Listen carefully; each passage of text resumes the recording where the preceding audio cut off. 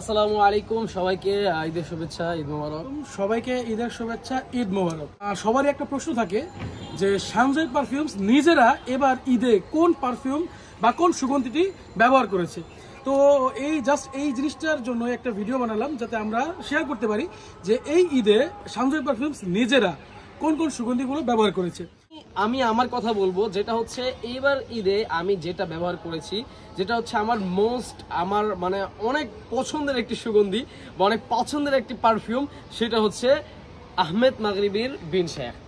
মানে এইটা হচ্ছে এমন একটি মানে পারফিউম যেটা হচ্ছে আপনি যখন এটি ব্যবহার করা শুরু করবেন দেখবেন যে আপনার কোনো স্পেশাল বা ভালো কোনো মুহূর্তে বা ভালো কোনো জায়গায় প্রোগ্রাম বলুন বা যে কোনো জায়গায় আপনি যেতে গেলে সবার আগে আপনার বিন শেখের কথায় মাথায় আসবে যে না, একটা স্প্রে হলেও দিয়ে যায়। কারণ এটা প্রজেকশনটা এত মারাত্মক, আপনি স্প্রে করলে দেখা যায় আপনার শরীর থেকে একটা রিচ টাইপের ফ্রেগ্রেন্স চলে আসবে, একটা শায়েখি ভাব চলে আসবে।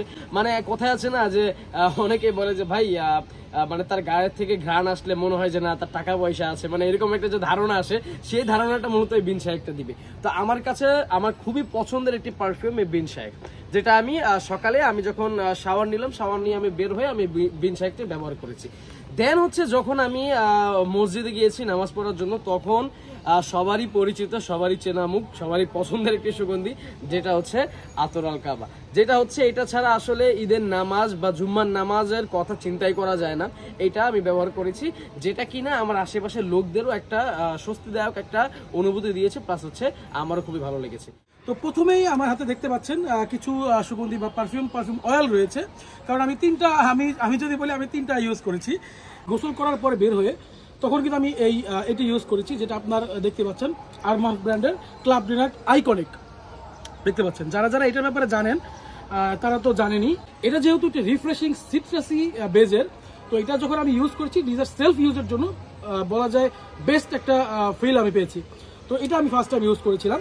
তো যখন আমি পাঞ্জাবি পরলাম, বের হলাম, যখন আমি যাচ্ছি রাস্তা দিয়ে মসজিদে নামাজ পড়ার জন্য বা ঈদগাহে নামাজ পড়ার জন্য, তখন আমি ইউজ করলাম আতর আল কাবা।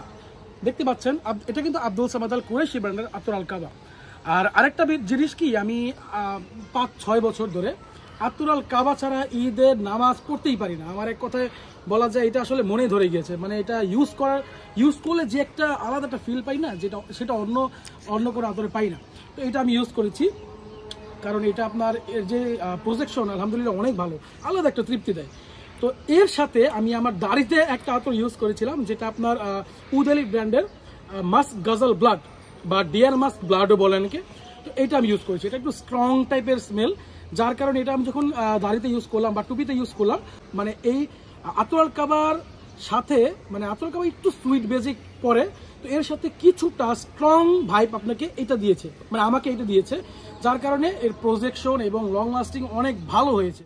তো আমরা সবাই কিন্তু ঈদে এমন কোনো সুগন্ধি বা ফ্রেগ্রেন্স ইউজ করে যেতে চাই যেটা কিনা আশেপাশে আমাদের যে মুসল্লিরা থাকবে তাদের সবারই ভালো লাগে, প্লাস হচ্ছে আমাদের নিজেরও ভালো লাগবে। বলবো যে আপনারা আজকে এই ঈদে কোন সুগন্ধিটা ব্যবহার করেছেন আর আপনাদের অনুভূতিটা কেমন লেগেছে, দয়া করে আমাদেরকে কমেন্টের মাধ্যমে জানাবেন।